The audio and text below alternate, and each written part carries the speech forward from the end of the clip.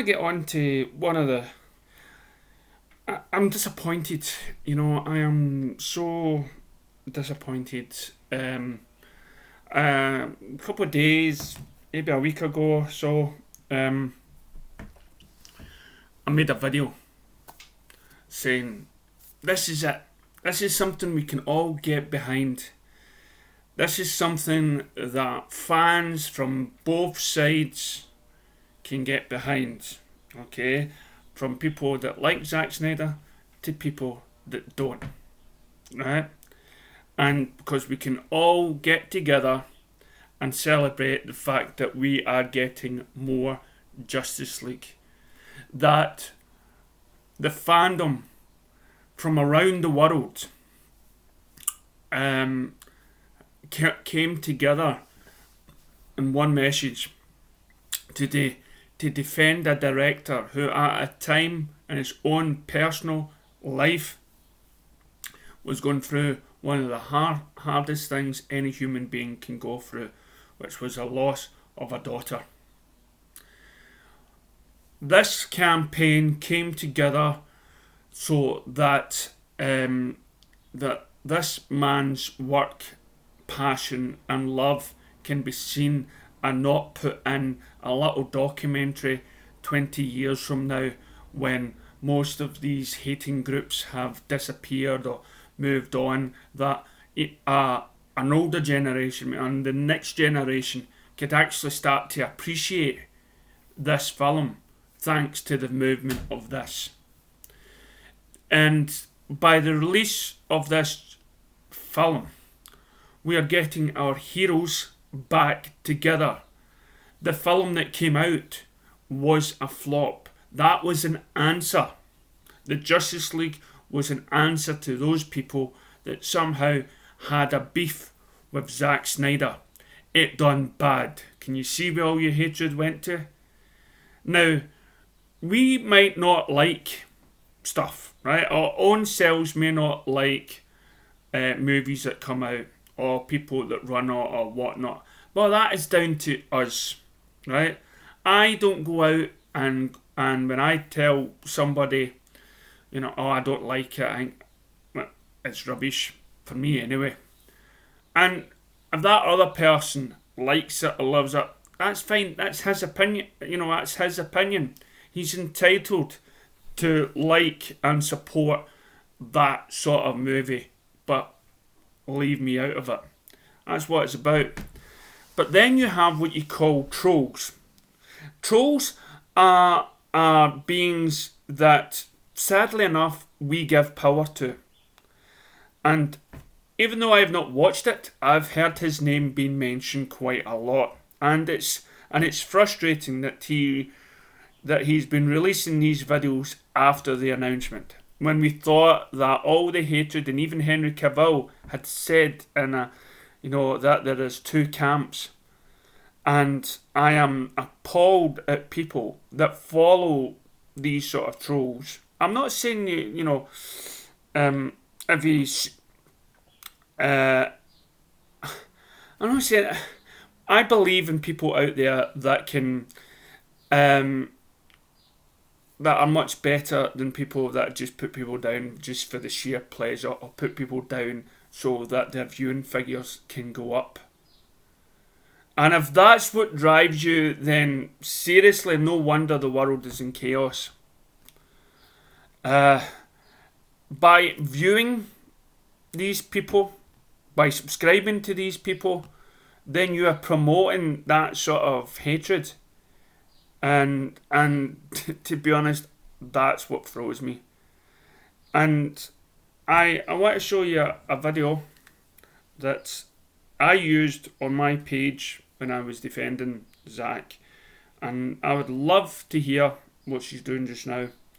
But she made this video and it went viral. It went out there. Now this was coming from a person that from Nerd Nest that she viewed it and saw the potential. She was willing to sit back, but I'll let her, in her own words, speak for herself.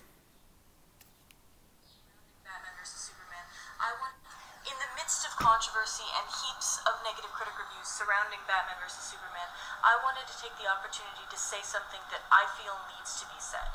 Now, I have been a lifelong fan of DC Comics, so to say that I was excited for this movie is certainly an understatement. But despite my love, I'm not blind. I know Batman vs. Superman had some problems. As a fan, I find that I tend to be more critical than people who have never read the comics. But right now, I don't want to talk about the few problems that I did have with the movie. And I'm not even going to go into spoilers, because that's the only thing I see every time I read or watch a review. Instead, I want to thank Batman vs. Superman for everything that it is and everything it chose not to be. First and foremost, this film is dark and it's heavy. I saw a lot of critic reviews pointing this out as a negative thing, and some even went as far to implore audiences to just stay home and wait for the next Marvel movie. Obviously, Batman vs. Superman isn't a Marvel movie, but what's more important is that it doesn't try to be. It doesn't adhere to the same formulaic pacing and plot lines that we've grown so accustomed to in the MCU. But it could have been. It could have been another procedural film that prioritized action and simplicity over depth and characterization. It could have followed the easy path of cheap thrills and walked away with a popular but somewhat vapid blockbuster. But instead, it chose to take a hard look at themes of good and evil, and power and corruption. This movie is truly fantastic and exciting, and most of its fight sequences are absolutely awesome. But at its core, it's not a fun action movie. It's a drama that doesn't leave room for passive watching. It demands audience attention, and it doesn't apologize for it. The themes in this movie are not something that you can leave a theater shaking your head to and going, wow, friendship really is the key to beating the bad guy. They, like the rest of this movie, are weighty and complicated. Superman's theme asks the question, can a good man continue to be good and do good things even if he knows that one mistake means the whole world turns against him? Batman's theme asks the question, if it's truly enough to simply put a check on power, or if power has to be completely destroyed to ensure safety. Luthor's theme is probably the hardest to swallow by asking the question that if no one, including God, can be all good, isn't it better to wield the power yourself? And the themes in this movie aren't the only thing that are this complicated and grand. The characters are the same way. They're not simple or one-dimensional. They're not even always right or always good. Henry Cavill's Superman isn't the happy, hopeful Superman that we know. This Superman is full of humanity, but he's teeming with pain. I love Ben Affleck's portrayal of Batman, but he's not necessarily the Cape Crusader that we've grown so accustomed to, especially with Christopher Nolan's interpretation. This Batman revels in his own pain, and I think he takes some measure of pleasure in breaking people. So, to wrap this up, I guess this is my message to Batman vs. Superman, or anyone that's still not sure if they want to go see the film. Thank you, Batman vs. Superman. Thank you for not following the path of every Marvel movie that came before you. Thank you for changing my view and raising my expectations about what a comic book movie can be. Thank you for doing the hard thing rather than just the easy thing. Thank you for making a movie that is unapologetic in its seriousness.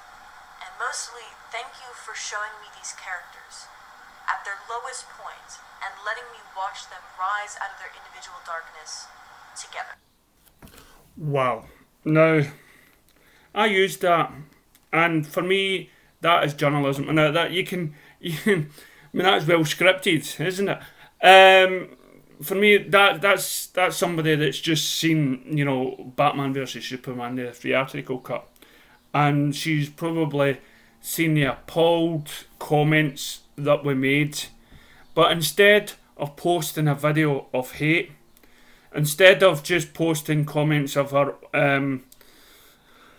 of don't see this movie, down with Zack Snyder or anything like that, what she did do is she looked at it a different way. She tried to, she acknowledged the bad side of it, but she turned it into a positive. Now, I'm not saying these people, these non-supporter fans of these DC movies should do that, make every video a positive one.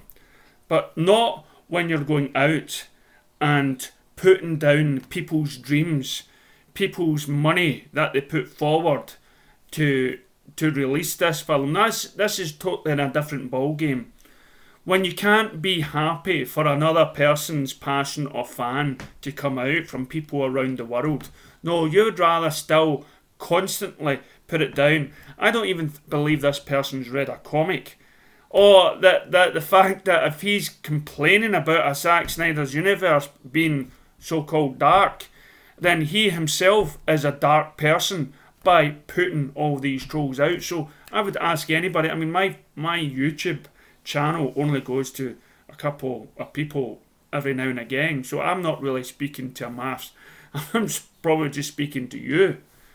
Don't even give these people a comment. Don't even give these people like Jody's Corner a bit of your time, or even talk to them, because we talk about them, because like what I'm doing just now, it's hard not to highlight to people, to stay away from somebody without mentioning their name. But again, Jody, this is you're trying to say that because you don't like it, nobody else in the world should ever go and see it.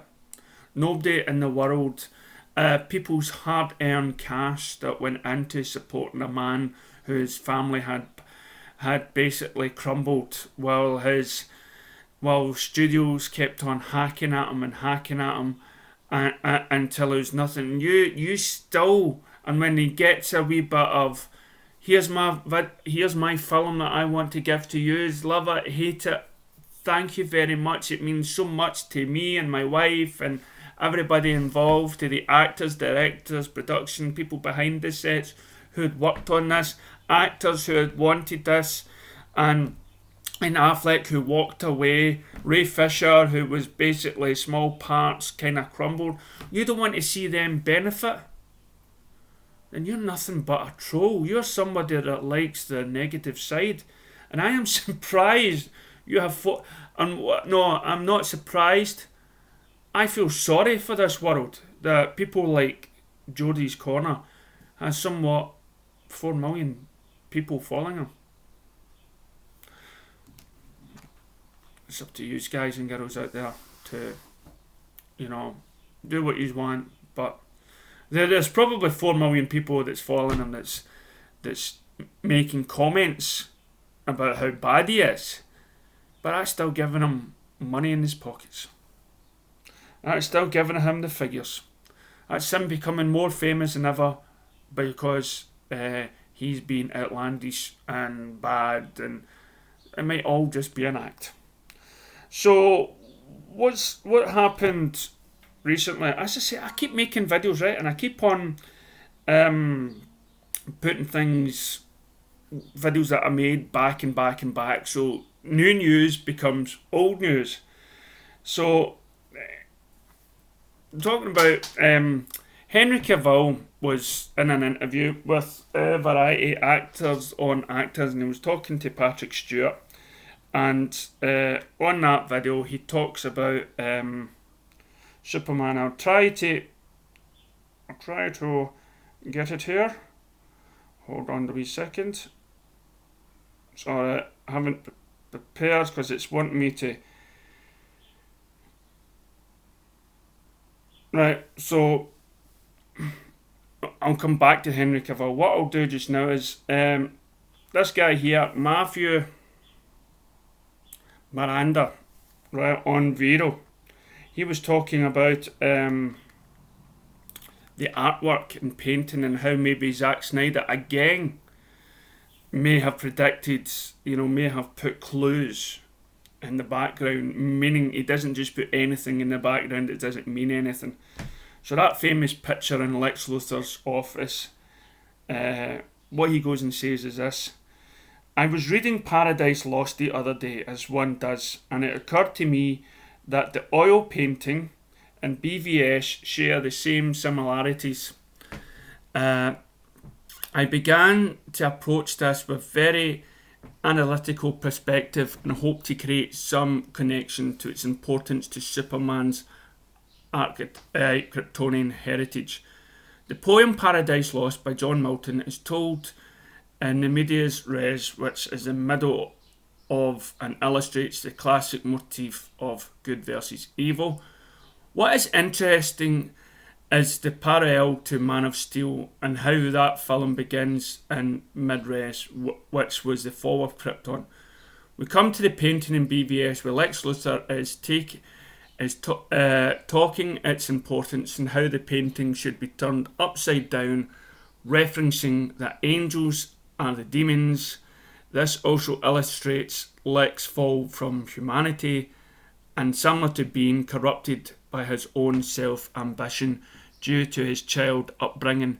This seems very familiar to that of Moloch in Paradise Lost, whom is a demon that is offered the sacrifice of children to honour him, and he argues for a war against God. The parallel here is that Lex Luthor has sacrificed his childhood and pledged a war against God. If God is all good, he cannot be all powerful. And if he is all powerful, then he cannot be all good. Now this brings me directly to the painting. We see angels and demons are at different ends of the spectrum. That illustrates that Kryptonians in the Zack Snyder's universe are the angels, god-like creatures or metahumans, and the demons would be the ones that fell into temptation and were corrupted. For example, parademons, Lex Luthor. We know Darkseid is Satan in this universe. His ultimate goal is to corrupt others to obtain anti-life. This brings me to Man of Steel. We know the open pod was a Kryptonian. And in Paradise Lost, we know Eve is the first to fall. So Kara would have to be that Kryptonian that Darkseid wishes to corrupt, because it proves Lex Luthor's ideology correct, and Superman needs to change that perspective to save humanity or corrupt it. Fantastic. So that's even something more proof that that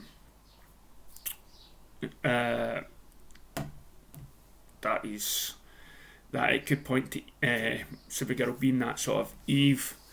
I'm not going to bother looking at the articles. I'll put some of the articles. But Henry Cavill was on like Variety, and he was talking to Patrick Stewart.